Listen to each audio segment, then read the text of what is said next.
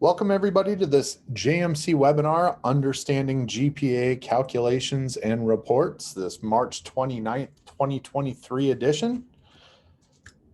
My name is Jake. I am a trainer at JMC. I was a classroom teacher for 10 years at a small school in Northeast Iowa.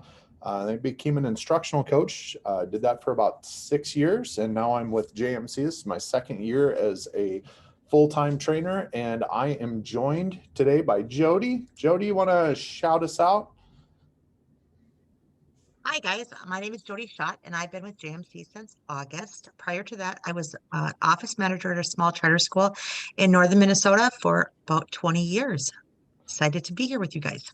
Awesome. Thanks, Jody. So Jody is going to be keeping an eye on any questions that might be coming in and adding any insights that she might have to our topic today on grade point averages. So hopefully we're going to get to the bottom of understanding grade point averages in JMC and particularly how they are calculated. So a GPA is a convenient method to gauge a student's overall performance in all classes that they have taken.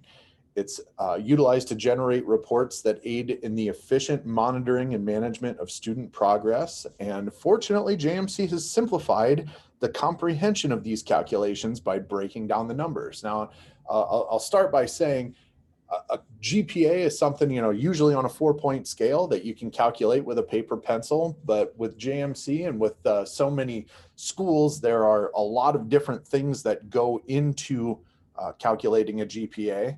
So we're going to take a look at a few of those specifically, and we're going to show you a couple different reports. The Show GPA report in JMC, along with the Grade Point Averages report, reveal a lot about individual students' GPAs and how they're calculated, and I'll also show you where else in the program these reports are drawing those numbers. So if you have any questions, I would invite you to use that chat feature available on your browser there. Just go ahead and enter in, and we'll answer questions as we go. So we'll start with the Show GPA report. This is going to be a short webinar, hopefully informative, because we do get a lot of questions on how GPAs are calculated in JMC.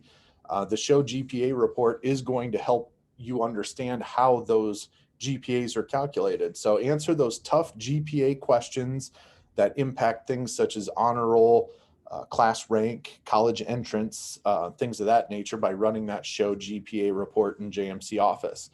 The Show GPA report provides a detailed account of a student's grade point average to break down how the calculation was made. Simply select a student and the appropriate term to view course, weights, and grade points that impact a student's final GPA. So these would be the pieces that get put on the transcript there. Actually, you're going to start by navigating to Grading Utilities Show GPA. Again, this is in JMC office at the building level. You're going to head to Grading Utilities Show GPA on the menu tree. You start by selecting the student. Simply enter the student's name in the find field. Click on the name in the find box there to select a student, and then you'll select the term you would like to work from. So if your school is on semesters, you choose semesters, trimesters, and then step 3, you'll select the specific GPAs you would like to see. And we've got a few different options there. You can see the term, the year, and the cumulative. So the term displays GPA details for this specific term that you've selected in that previous step. If you select the year, that displays GPA totals for the entire year up through the selected term. And then the cumulative will actually show GPA totals from previous years along with the year GPA report. So it doesn't necessarily show all of the classes, but it shows that final number and where the calculation had taken place. Fun fact, need a better understanding of how students' GPA is calculated?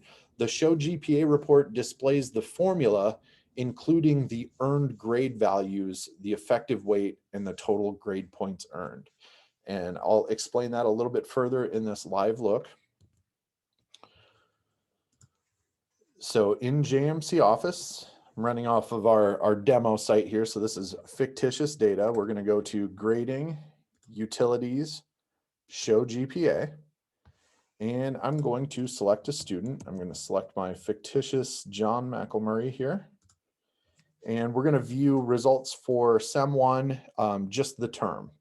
So I click preview, and you can see I've got a list of the courses for SEM 1 that this student has taken for the current year, the weight that those courses carry, along with the grade and the grade point value that is assigned to those grades. So I am going to just reference briefly where that comes from in just a second. The effective weight would be according to the term that we're dealing with. The effective weight for this grade, for example, the overall course for this first course that's listed right here, it has a weight of 1. That's assuming that the student takes the entire year's worth of that course. Since this is only a SEM 1 grade, the effective weight for this GPA is 0.5. It's half of the overall weight because that's half of the year. The grade point is derived from this value. So in the end, we calculate our totals here. We calculate our total grade points here, and you divide the grade points by the effective weight, and that gives you your grade point average. We often get questions that come in about how these grade point averages are figured. I think most everybody knows that, you take the credits, you take the total grade points, you divide it by the credits, and that's what spits back your grade point average.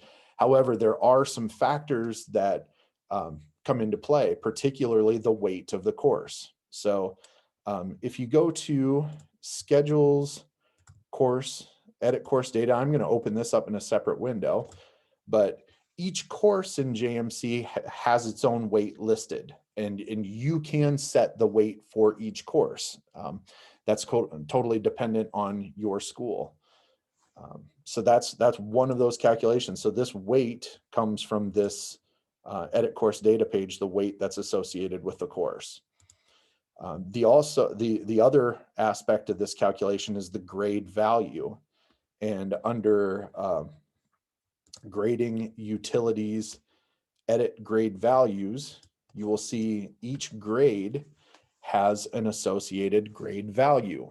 So in most 4-point scales, it's pretty standard. An A is 4.0, an A minus is 3.7, a B plus is 3.3, or however it's factored in your school. But this is the value that grade holds. A couple factors that come into play. That grade value has to be included in your cumulative GPA in order for it to count. So if you have like a pass-fail grade, like a P for a pass-fail, most of the time that's not included in your cumulative GPA, so it wouldn't have an impact on your student's final GPA. Jody, do you have anything to add about the calculation or the formula or grade point averages in general? Nope, I think that's exactly how I would describe it to a school. You did a good job, Jake. Awesome, thanks. Any questions from any folks on this? No questions at this time either. No questions at this time. All right, wonderful. Moving right along.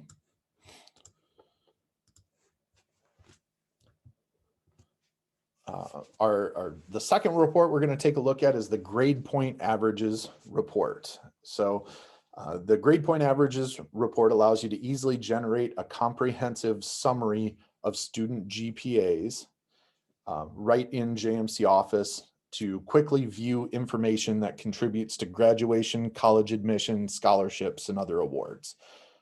You run this report, you simply select a student or group of students to view current, live, and cumulative grade point averages, along with the credits earned over a course of a term. And that'll allow you to be better informed of student progress as the year goes on. I will mention that both of these reports are contingent upon what goes on to a transcript. So before I get into the live look, Jody, if I forget, remind me to show folks how to update their transcripts. So these pages here, this report is referencing those transcripts. So if your transcripts aren't up to date, you might not see the live values that you're going for, the expected values that you're going for. So to run the grade point averages report in JMC, you're going to go to grading reports, grade point averages report. Step one, you're going to select the term from that term type drop-down list right there. You'll select the appropriate radio button for the term that you are looking at specifically. Then it's time to select the group of students. We've got a few different options for selecting students. You can select them sequentially by student IDs, that student ID list. You can select them by random, so you can click on specific students if you just want to run a report for 4 or 5 students. And I would say this happens most often towards the end of the second semester for seniors. If we have 4 or 5 kids that are vying for valedictorian, for example, and you want to see live GPAs and things like that, so you can get a good feel for who's going to receive those awards when it gets close to senior awards night. That by random option is a great way just to grab 3 or 4 students to see who's sitting with the highest cumulative GPA, for example. By grade, that by grade function allows you to select a range of grades to display in this report.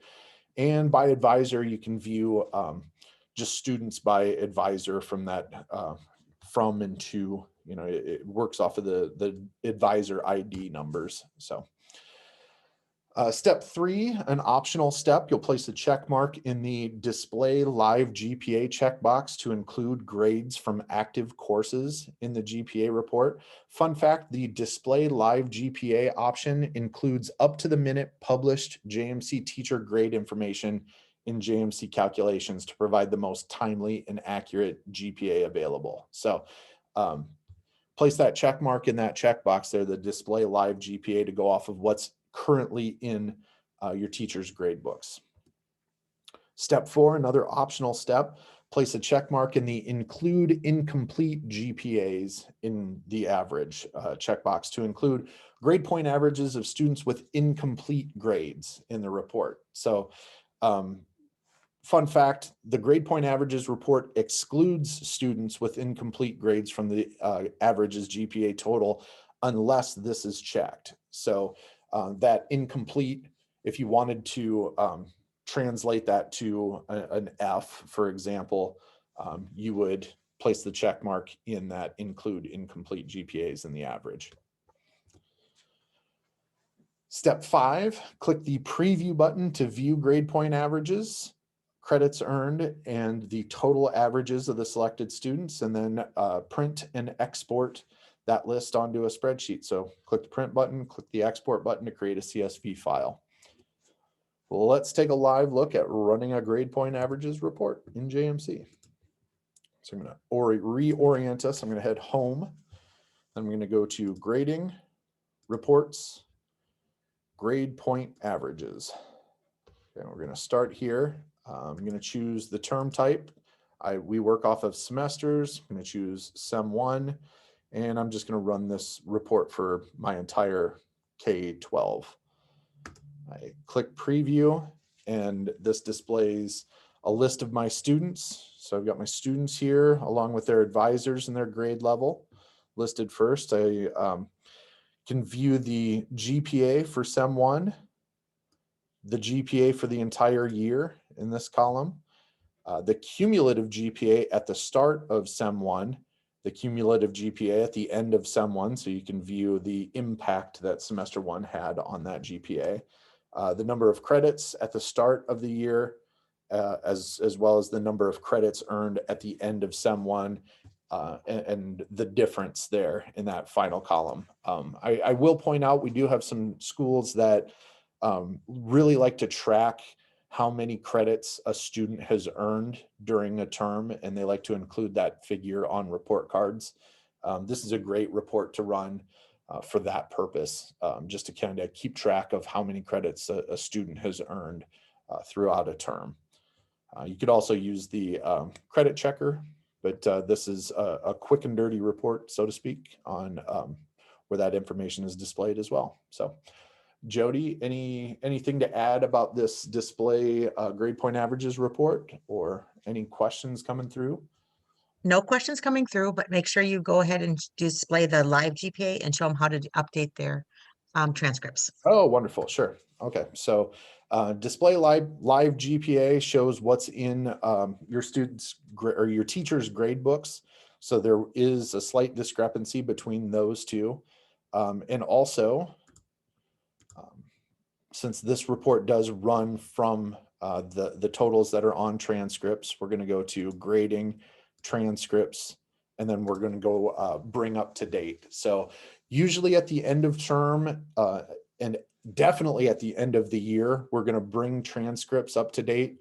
So the information that's on a student transcript is the most recent effective transcript GPA information that is available in JMC. So before running those reports, you might want to bring those transcripts up to date. It never really hurts to do so. So any questions on transcripts then?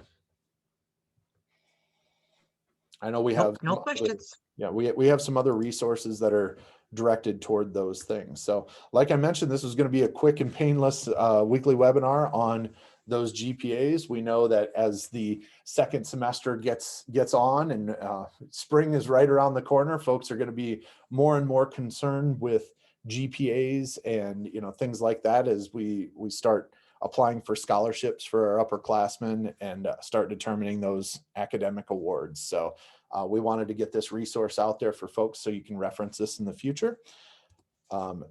We do have some upcoming weekly webinars that we'd like to share with you, including master schedule building that's coming up next week. We have stages 3 through 6 running reports. We ran the stages 1 and 2, which was about creating courses in JMC. So as you are rolling over for next year and that next year's building is available, you can start building your master schedule. Those 2 resources will be great resources to help you out in that.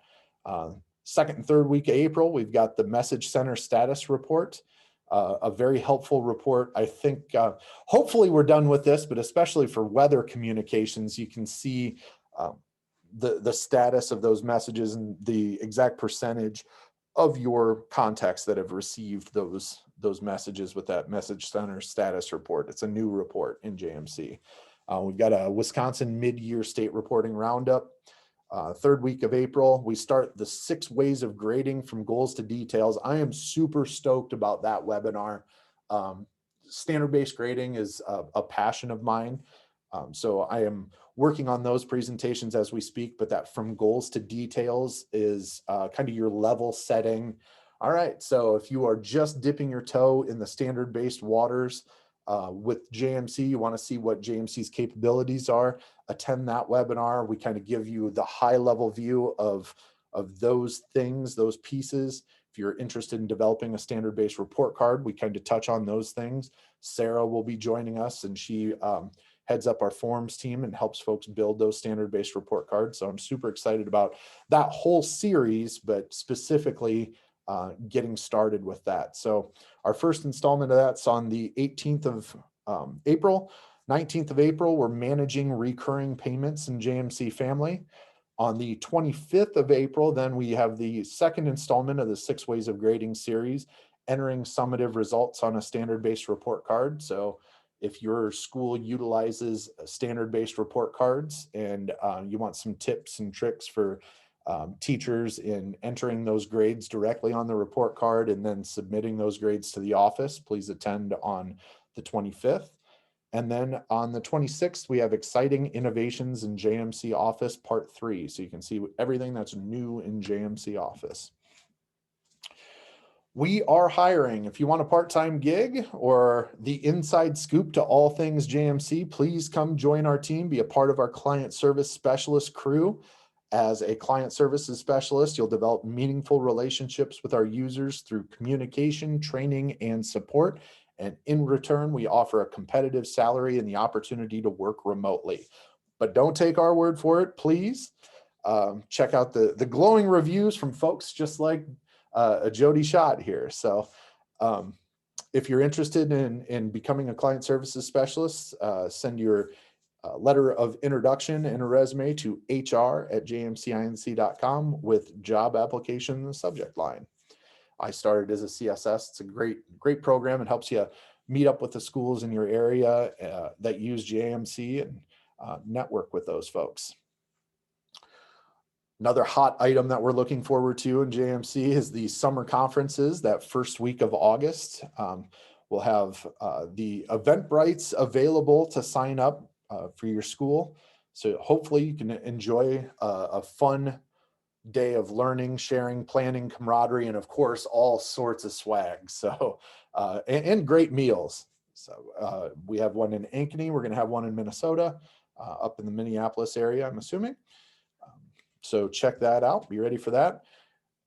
It's almost up, but through the end of March, if your school rewards a school, I'm sorry, if your school refers another school to JMC and that school ends up signing, you can earn a $750 scholarship for your district. As always, we invite you to be social with us. Check us out on Twitter, Facebook, and LinkedIn @OnlineJMC, and check out our blog at jmcinc.com/news. For Jody Schott, I'm Jake, thanking you for joining us for this week's weekly webinar, and thank you for choosing JMC.